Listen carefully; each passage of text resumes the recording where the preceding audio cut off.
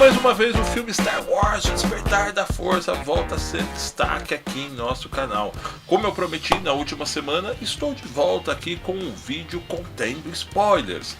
Portanto, se você não prestou atenção ainda na entrada do vídeo, quando nós deixamos isso na descrição, nós adiantamos mais uma vez e avisamos mais uma vez.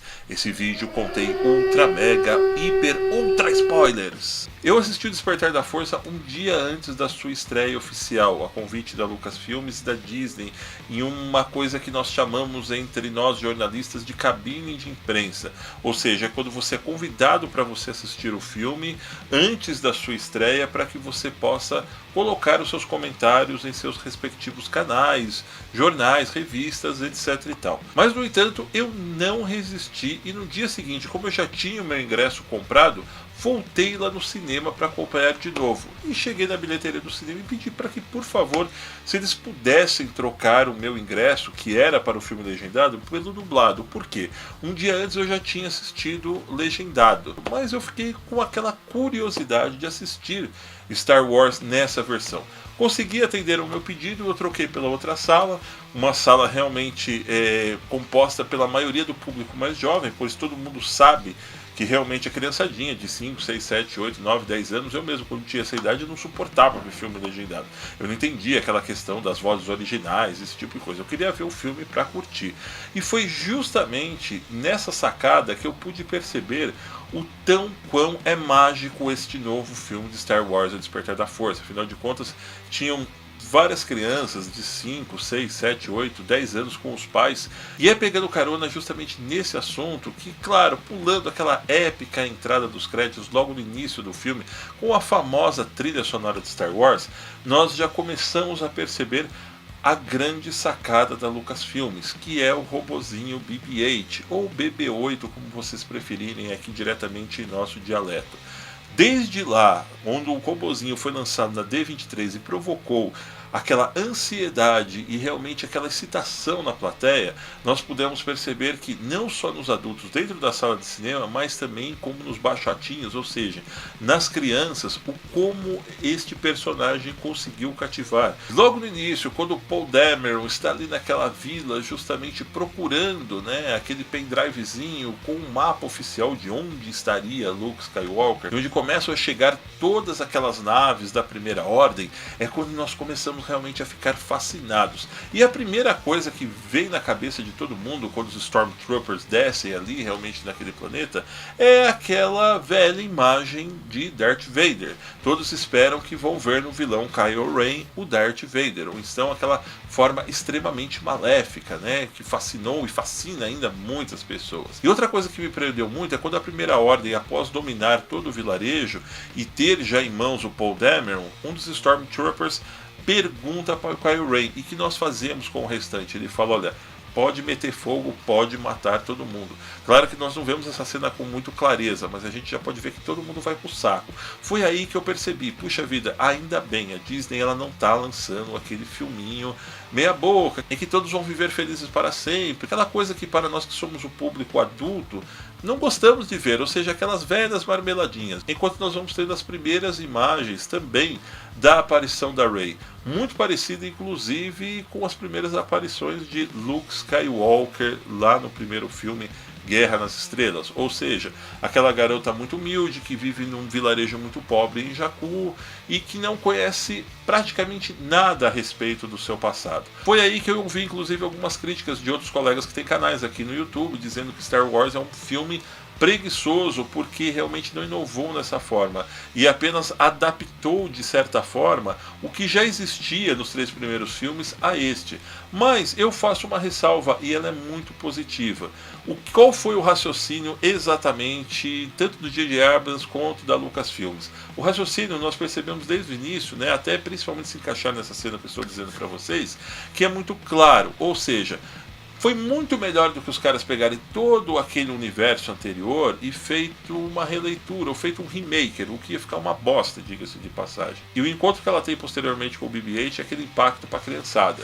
É a partir dali que se consolida realmente toda essa empatia do público muito mais jovens com os novos personagens. O encontro entre Finn e Rey foi aquela coisa bem à moda antiga que nós tínhamos não só em Star Wars, como numa série de filmes de aventura, principalmente dos anos 70, dos anos 80, em que realmente os dois se conhecem de uma maneira muito inusitada, muito pura até, diga-se de passagem, ou seja, um fugindo e o outro estando ali meio apaisana, e logo de cara acaba tendo aquela empatia, os dois logo de cara se enfiam dentro de uma aventura épica. Isso realmente foi o cinema que eu particularmente cresci assistindo nos anos 80 e nos anos 90. Logo em seguida nós já começamos a ver as primeiras vertentes do que é Star Wars. A partir do momento que eles estão fugindo ali da Primeira Ordem, né, que vem para capturar o Finn, que eles acabam, digamos que acidentalmente, encontrando a Millennium Falcon, que está ali jogada no depósito de sucatas em Jakku. E é realmente quando ela descobre realmente que ela tem toda aquela habilidade para pilotar uma nave e estar fugindo dos Skyfighters ali. E quem não reconhece logo de cara o barulho das naves, o movimento da Millennium Falcon, toda aquela peregrinação que nós vimos durante a primeira trilogia principalmente. É realmente de se arrepiar quando você vê esse tipo de coisa dentro do cinema. Desde o momento que eles chegam lá no tal daquele hangar espacial, onde eles vão se encontrar dentro de alguns momentos com o Han Solo e com o Chewbacca, que nós já começamos a perceber, opa, vem alguma coisa muito legal por aí. Porém tem aquele clima de mistério, tem aquele clima de suspense, onde você começa a se perguntar, puxa vida, aonde esses caras chegaram realmente? Isso foi a grande sacada da Disney. Eles não ficarem contando o filme no trailer, eles não mostraram que aquela aparição do Han Solo com o Chewbacca seria feita exatamente nesse momento. E é por isso que você, mesmo tendo visto no trailer a aparição do Chewbacca com o Han Solo, você tem aquele impacto a hora que abre a porta. O único momento que eu achei, digamos assim, um pouquinho entediante, não a ponto de chegar a ser melancólico ou chato, mas que dá uma quebradinha no filme, é exatamente aquele momento em que o Han Solo pega os dois meninos e leva lá para tal sede da Resistência. Antes, é claro, da Princesa Leia aparecer. A partir dali a narrativa ela ficou um pouquinho confusa, onde a Rey vai achar, né, ela não sabe porquê, num flash de memória, ela vai pelo aquele corredor, onde ela vai acabar achando o sabre de luz dentro de um baú, e parece que ela tem aquela sensação que ela já esteve ali antes. Então ao mesmo tempo eu senti que eles tentaram detalhar algo ali, mas ao mesmo tempo que não ficou muito bem detalhado. Até o momento realmente em que novamente a Primeira Ordem invade o país e captura Rey, e consequentemente a isso nós já vemos aquela cena que foi outra cena que quebrou muito o marmanjo, ou seja, o Han Solo encontrando com a Princesa Leia. Teve uma cena também que muitos dos meus amigos comentaram, que é a partir do momento que a Rey ela está já sobre o domínio da Primeira Ordem, e ela tem aquele confronto onde o Kylo Ren vai perceber exatamente que ela também tem a força, onde ela diz que ela não fala com uma pessoa mascarada, e ele arranca a máscara. Muitas pessoas criticaram porque, puxa vida, né? Porque o Adam Driver é um cara que ele não tem cara de ser vilão, ele não deveria ter tirado a máscara 2 vezes ainda. Mas talvez, não sei se eu fui o único a sentir isso dentro do cinema. Até aquele momento, ele não passa exatamente a identidade do tipo de vilão que ele está se propondo a ser. Ou seja, a identidade real do Kylo Ren que eu pude identificar e que eu vou conversar até a pouco com vocês. E quando ele vai tirar a máscara, você fica com aquela sensação realmente, eu fiquei, que você talvez vai ver um cara com o rosto deformado como era o Darth Vader, por exemplo. Então deu sim em mim, pelo menos, aquele friozinho na barriga na hora. Eu falei, puta, quer ver? O cara é um monstro, o cara é deformado, o cara é um alienígena. Mas já a partir do momento que ele tem aquele embate e ele descobre que ele não tem exatamente aquele domínio da força que ele pensa que ele tem, é que nós percebemos que o que? A Primeira Ordem capturou ele porque precisava de um cara, pelo menos com o início da formação de um Jedi, não um grande Jedi como era o Luke Skywalker, como era o próprio Darth Vader, mas um cara, digamos assim, quebra-galho. Porém, a formação que nós percebemos da psicologia do Kylo Ren, ela é muito falha. Ele, na verdade, ele é um garoto mimado que está ali querendo apenas pagar pau do avô dele, do Darth Vader, querendo ser o fodão, sem ter domínio algum dentro da situação. Mas como é o que sobrou, e o que os caras poderiam trazer para eles, assim, ó, vamos deixar o cara aí em stand-by, até quem sabe que ele vai dando uma melhorada enquanto isso. E o segundo momento mais forte dentro do filme, na minha opinião, que foi a tal da morte do Han Solo. A partir do momento que ele atravessa aquela ponte e ele vai encontrar com o Kylo Ren, eu particularmente não esperava que fosse ali, exatamente naquele momento em que ele iria morrer. E essa trairagem, realmente, ela tem uma conotação muito parecida com o Império Contra-Ataca, quando Darth Vader corta a mão do Luke Skywalker. Ou seja, é aquela patifaria dentro da família que realmente alguém acaba machucando alguém muito seriamente. Mas isso tem uma explicação que vai muito além da história. O Harrison Ford, ele já é um senhor de 70 e todos os anos, se eu não me engano 75, 76. Me ajudem aqui nos comentários que eu não estou me lembrando muito bem agora no momento.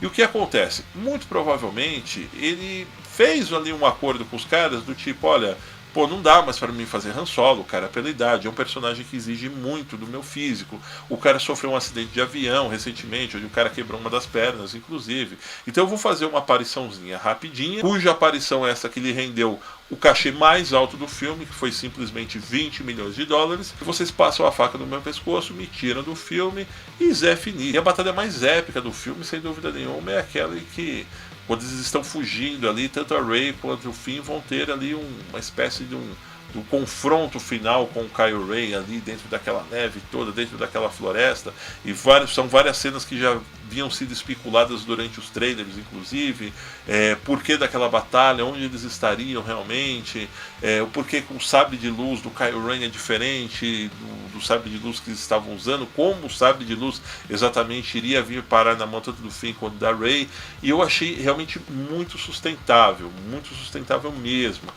Foi aquela coisa realmente de se encher os olhos, e não só os efeitos visuais foram muito bem construídos, mas também quanto à atuação dos atores, principalmente da Daisy Ridley e do John Boyega. Para mim, o filme ele tem duas cenas muito fortes: a morte do Han Solo, como nós comentamos agora há pouco, e, sem dúvida nenhuma, a mais fodástica de todas, que é a cena final, em que a Rey encontra-se com o Luke Skywalker. Naquele momento eu vi pelo menos 85% da sala de cinema chorando depois que acenderam as luzes. É uma cena que eu realmente considero como um soco na boca do estômago para todos que assistiram desde Guerra nas Estrelas até o Retorno de Jedi.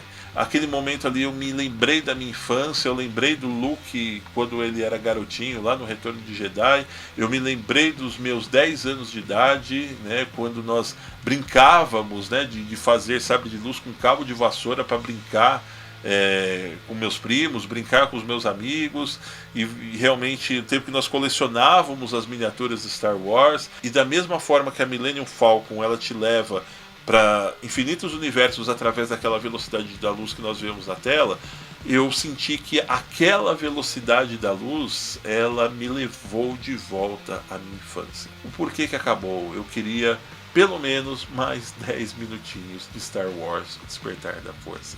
Meus amigos, eu, Luiz Felício, vou ficando por aqui, deixando aquele grande abraço para vocês de final de ano, né? Esse vídeo aqui está sendo gravado no mês de dezembro, então pode ser que você esteja assistindo aí de repente janeiro, fevereiro, ou realmente 2017, 2018, mas tenham sempre um Feliz Natal, um ótimo 2016, 2017, 2018, 2019, anyway, quando vocês estiverem vendo esse vídeo, e que a força realmente esteja com vocês. E se você ainda não está inscrito no canal, o que você está esperando? Inscreva-se já! Grande abraço!